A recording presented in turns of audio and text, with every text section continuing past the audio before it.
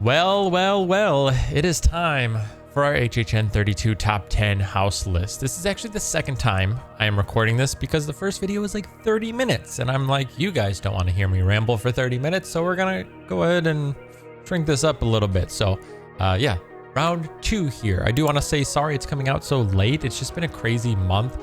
We had family in town. We just had like a lot of stuff going on. Finally, we have some like rain and kind of gloomy days, so figure this is probably the best time to now record it.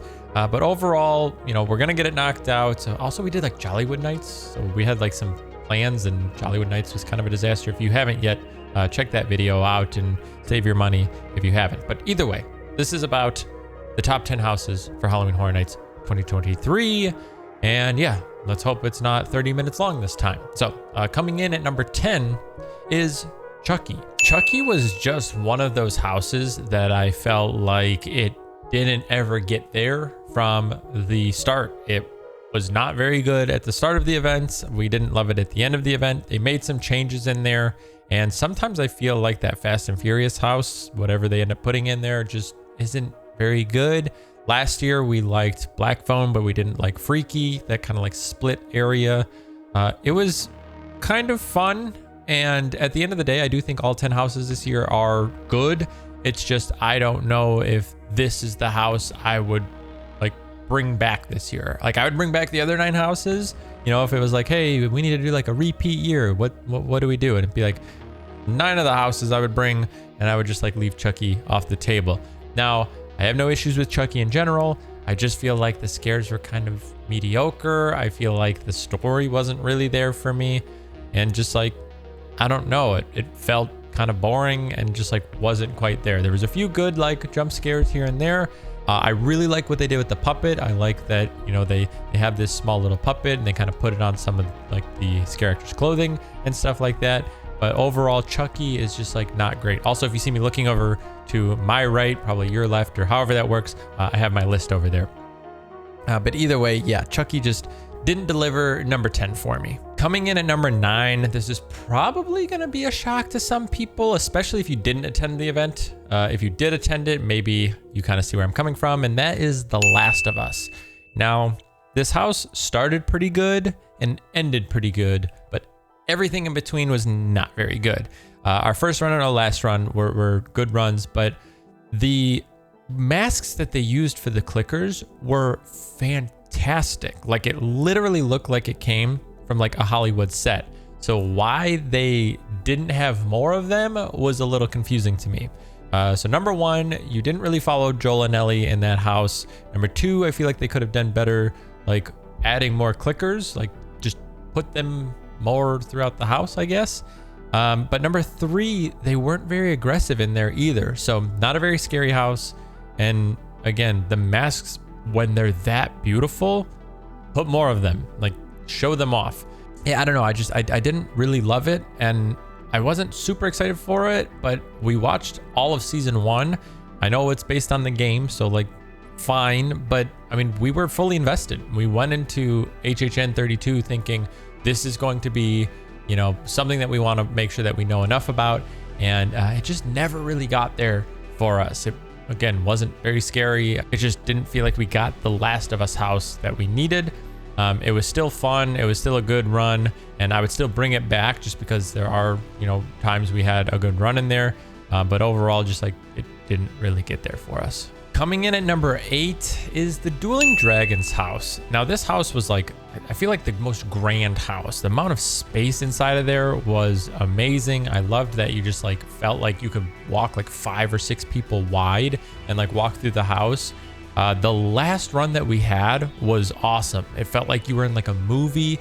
People were just coming out and like they had all the space to maneuver themselves, but we didn't have as many scare actors. It was a few like missing boo holes. I noticed it was kind of a cast change of some sort. So we kind of missed that, but I don't know if we ever had a full house run in Dueling Dragons. Like we did it a number of times, and I feel like every single time we did it, we noticed like some of the spots were like missing, because it'd be like, okay, well, like, you know, spot 1, 2, and 3 had people in it, and then the next time like 3, 4, and 5 had people in it, and then like 1, 3, and 5, you know, it's like, so they didn't always have it unless they shift them around where they were, and like they only had so many people, but there was boo hole areas that were empty sometimes and then filled others, but then other ones were missing. So I felt like we never had the full run, unless that's just how it was and they moved them around. I don't totally know, but the set work in there was incredible. I loved seeing how big everything was. Like I said, it just like so much room, so much space. I like that you got to like choose your fate at the end, but I don't know if it really got there again as far as like being that crazy awesome of a house. Still a lot of fun. I would still do this house every single time I would go. It's a fun house. It was good. It was super unique. Some of the scare actor pieces and things like that, it's just, it didn't really like elevate past like that. You know, it wasn't, you know, a top 3 house like that, but this house was still really good. It was a lot of fun. And like I said, 9 of these houses I would bring back, and this is a house I would bring back as well. It was a good one. It's tough when there's that much competition this year. Didn't really quite get there. Liked the dueling aspect. Wish we would have seen some dragon heads. That's another thing. Like, put some puppets in there with some of the dragons. That would have been kind of cool. But overall, yeah, this one's at 8. Next up is the Dr. Oddfellow house. This one, honestly, like, it was good, and I contemplated putting it above 7, but with the other houses, I feel like it just didn't quite pass any of those. But it was a really good house. I like that they kind of decorated the outside, and kind of the facade walking in was actually a lot of fun. The fact that this was in a tent house and it performed this well, I feel like the scare actors were really good. I feel like there was some kind of cool story to it. I think the whole Dr. Oddfellow thing was kind of a miss this year, and that's because all of the IP that they brought in, and they had to kind of have Stranger Things and The Last of Us be the headline of the show, where I feel like if those two weren't around this year and they could have really focused on Dr. Oddfellow, we could have maybe built something up a little bit more to be a little bit more hyped for the house. So overall, you got to see him a few times in the house. You got, you know, his scare zone, things like that. It wasn't quite what I was like thinking with Dr. Oddfellow. I wasn't able to totally follow the story as much in this one, and that was kind of why I didn't put it higher. I feel like the story was a little hard for me to follow, just a little bit. It was basically kind of a clown house, and that was kind of fun. The last night of it, I feel like the scare actors were being completely different. It felt like a completely different house, which was fun. But yeah, overall, like I said, this one went in at 7. Good house, fun house, and pretty aggressive. Nothing, again, stood out as far as just like, it wasn't the scariest house, it wasn't the craziest house, anything like that, which I feel like you might hear me say a few times. But they delivered. It was a good house for what it was, and being in a tent house, I think, kind of hindered it a little bit. But I don't know. It was really well done. I feel like the scare actors in there just like had a good time, and I don't know, bonking away, I guess. You know, the sounds in that place, I feel like, were the things I mimicked the most. Coming in at number 6 would be The Exorcist. And the thing with this house is it was still very disturbing. And I think that's because you know what like exorcisms are. The Exorcist, I think, just has kind of that feel to it, and people just know what The Exorcist is about. And for that reason, I feel like that's kind of why it was so just disturbing. So I feel like that kind of, it didn't carry it, but I feel like that played such a high role in the house, where because we didn't see the film even halfway through, I know it came out at some point, we still haven't seen it. It was just like weird, because you look at it and you're like, well, this is an IP house, but it's not like the IP that you're originally thinking. It's the new one with the movie that's not out, and you know, that's a whole thing. So we kind of missed a little bit of that. But for me, I think it's hard to rank it higher just because like of the disturbing factor of it, which I know shouldn't play a role, but that's just how I feel about it. The smells were on point for being just gross. Like I said, Nicole had always gotten sick coming out of the house. Like literally, like we would have to sit down. Like she just did not feel well.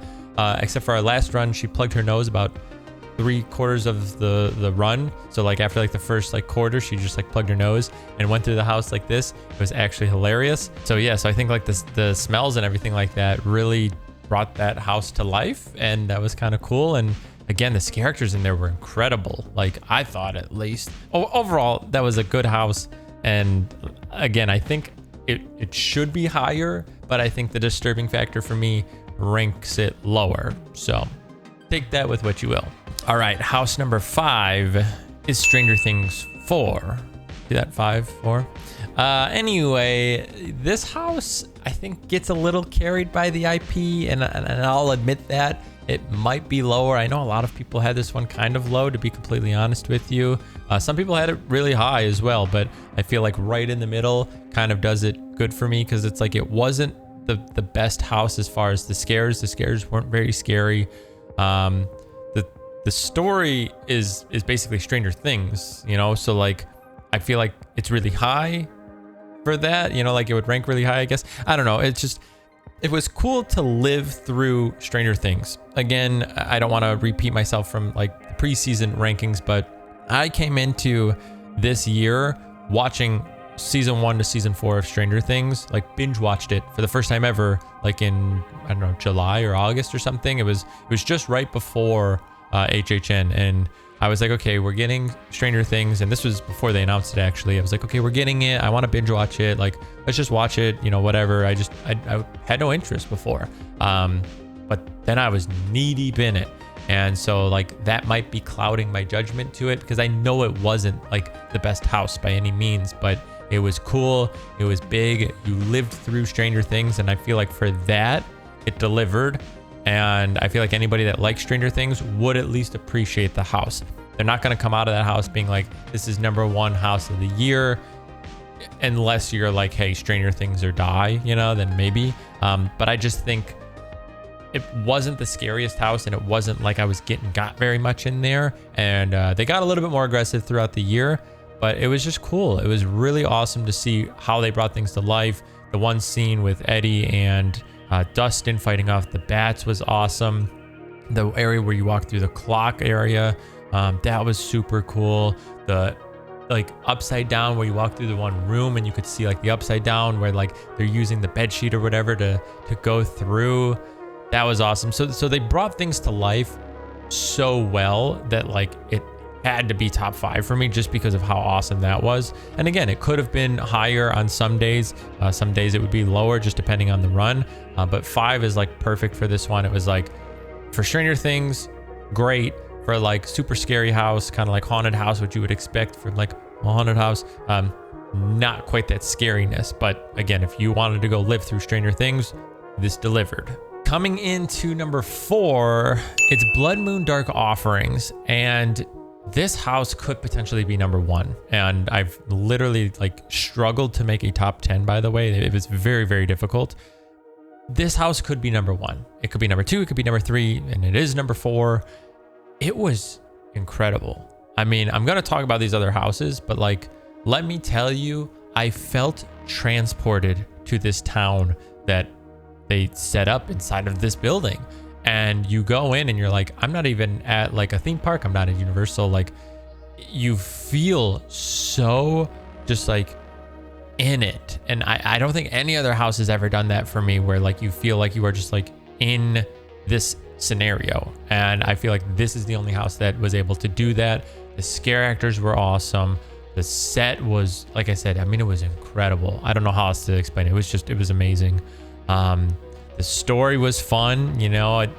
The story I think is kind of where this falls a little short, because I don't totally know if they're like starting like point A and going to Z, because it kind of just feels like it's all kind of the same from like start to finish a little bit, but just like different scenarios.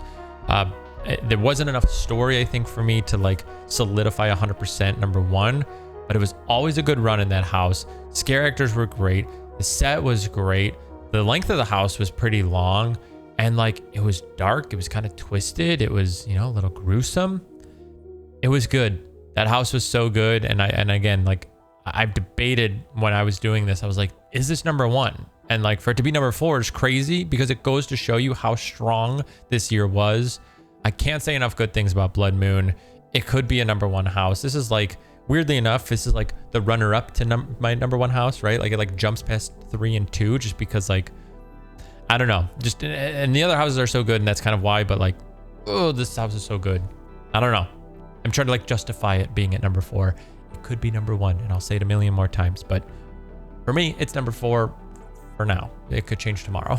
All right, number 3. This is the top 3 now, and it is Darkest Deal. Now, here's the thing. I feel like Blood Moon and Darkest Deal were like 1 and 2 for me pretty much the entire season. But then when I really sat down, I put it at 3, and the house was so good. The fact that they pulled that off in a 10 house was amazing. Either the outside facade, you have the music playing, you have the signage, you know what you're going into. You go into like that cornfield, you watch the contract be signed, and then like immediately you're starting to get hit with scares. They use some awesome projections for like shadows that weren't people's shadows. The characters in there were awesome. The story, it was amazing. I don't know what else to say. Like, they did it. And I said this in like in my preseason, because it was ranked number 4 in my preseason like hype, and then it's delivering at number 3. So it did a little better, but I'm glad that it at least met where I was hoping it would be. But the story was awesome. You watched like the selling of the soul. You watched like the chaos start to ensue. The voice lines in there, knowing that, you know, he wasn't the first person to go through with this and do this and sell his soul. And then you go at the end into like this like devilly catacomby hell or whatever this is, and then that's it. And it's like, you know, your time's up. It's, I don't know, it was so cool. It was so fun. And again, the fact they did this in a tent house blew my mind. I loved the Darkest Steel. Can't say enough good things about it. This could be, again, my number 1. And like I said, Darkest Steel and Blood Moon, pretty much the entire season were 1 and 2. And I was like, well, I mean, they're going to be 1 and 2. But I'll explain my next 2 here. But either way, number 3 is Darkest Deal. All right, so number 2 is Monsters Unmasked.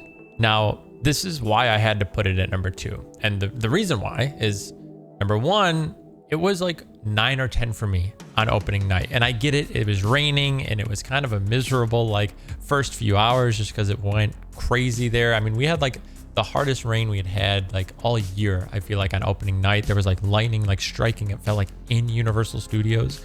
Yeah, it was crazy, but it was a bad run on opening night. I was not impressed. I was holding on to last year's Monsters House, which was my house of the year last year. And I was like, it's not the same. It's not as good. This house stinks. I'm done. No more monsters. But then we went through it again and again and again and again and again and again and again. And by the end, I'm like, dang, this Monsters House, kind of awesome. And it still isn't as good as last year, in my opinion. Legends Collide was still, I thought, an amazing house. Some people last year hated it, and some people this year like loved Unmasked. So I think the Monsters House is kind of divisive amongst the community. However, this house delivered. By the end of the season, it delivered. The way that they utilized some of the scares in there. Obviously, everyone knows about the Hunchback scare. That thing was awesome. The set in there was actually really well done. There was one area that I didn't like, and it was basically you go from like Phantom's area, I think, into like Jekyll and Hyde's area or something like that. But you go through a lot of curtains, and there's nothing really in there. It's just like curtain, curtain, curtain, curtain, curtain, and it feels like a really like cheap haunted house. And they might have been trying to go for like kind of a backstage feel to it, and maybe that's what they were going for. But that was kind of the one really kind of downside of this house, was just that little small blip. It was, again, maybe 5 to 10 seconds long, but it's like you go through like a curtain in a curtain in a curtain. It's just like black rooms, and there's nobody in there. And then you kind of just like end up in like the next area. And I didn't really like that. But overall, this house started to deliver so well. And I think because it started so bad and it just continuously got better and better and better and better, I was like, this has to be like a top 5. And then I'm like, well, it's like really good. And I'm like, holy cow, this is top 3. And then I'm like, is this house of the year? And I was like, no, it's not quite house of the year. And the thing is, my top 4, I would put Darkest Deal and Blood Moon before I would put Monsters at number 1. And so like for like house of the year, I would put Darkest Deal and Blood Moon above it, because I don't think it's quite there. But just because of like the redemption story and like the whole thing to it, it kind of just, it came full circle for me, and I have to appreciate what they did. The people in there were awesome, by the way. Like, the characters were like, they were on it. They were aggressive. It was fun. Great house. I kind of poo-pooed on it early, and yeah, it got way better. So that's why you got to go through a house multiple times. And finally, my house of the year, Yeti Campground Kills. My goodness, this house was amazing. I don't know what else to say. I mean, if you went through Yeti, you know how good this house was. And the thing is, I had read and I had watched like the things from the Yeti house in the past, and people said like that house was awesome, but they said it wasn't quite like that house of the year, I should say.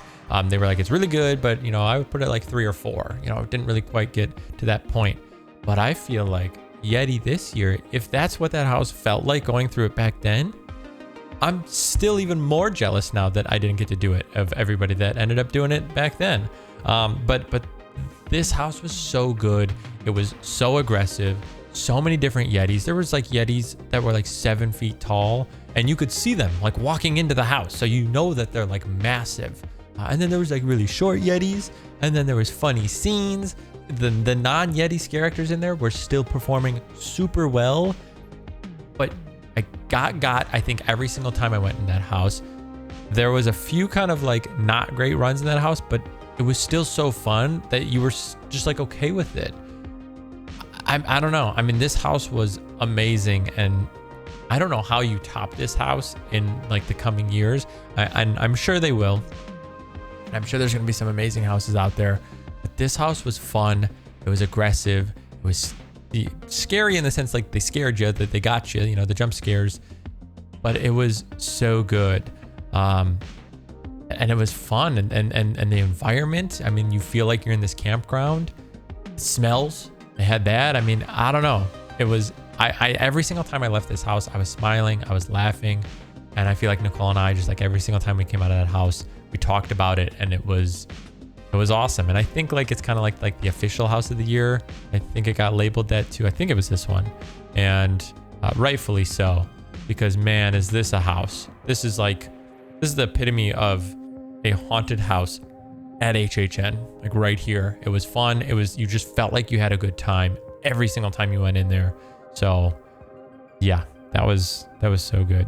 All right, and that is my top 10 house list for you. And what I will do also is I'm gonna put Nicole's list here on the screen. So she is not with me right now. It is like 3 a.m., 3:21 a.m. So it's a little too late for me, and she's already sleeping. So she did give me her list, and she wants you guys to see it, and I think you guys should see it. I think we agree on quite a number of things and disagree, I guess, on some things. But overall, I feel like we kind of had like a similar experience this year, and we kind of agreed just like on things, but maybe we might rank things a little bit differently. But I think we really just like agreed on a lot, which was not quite the same from last year.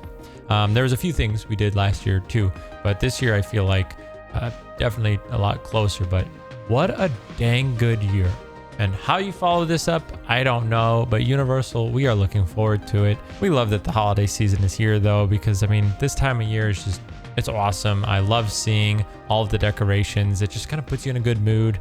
And I know we don't get snow and stuff down here, but we do go up north to Chicago, and we'll do some vlogs up there too, which is going to be a lot of fun. So hopefully we see some snow, except in the like December month, it typically is just cold. You don't typically get too much snow. It's just real miserably cold. But either way, there you go. HHN 32 house ranking. We do have, like I said, one more video coming out for HHN that'll come out in the next week or so. But this is the house ranking. But go ahead and in the comments below, leave your top 10 houses. If you don't have the top 10 and you're feeling like you can't put a list together, maybe give me just your favorite and least favorite house. I love reading the comments. I love seeing what people feel about the houses, just because I feel like seeing people's different reactions goes to show you how awesome it is. And I feel like this year in particular, to have that many different houses at the top of people's lists goes to show you how good it is. If the same like house or two is number one for most people, then you feel like the rest of the houses might have not been as good. But considering I feel like multiple people I've talked to already all have different top 10s, goes to show you how good the year is. That means that some people prefer some houses and some people prefer the other houses. And that's a good thing to have. Just because it doesn't agree with your list doesn't mean it's a bad thing. That just means that other people are enjoying it. And I think that's what Universal wants. They want people to have different experiences and feel different about houses, because that just means that there's that many good things that are floating around at the event. So I really love to see that. But either way, I'm getting out of here. I need to go to bed. It is way too late. Hopefully we can get our schedule back on track. Just too many crazy things going on recently. Again, 3:30 right now. Not great. Either way, I'll see you guys in the next one. Take care.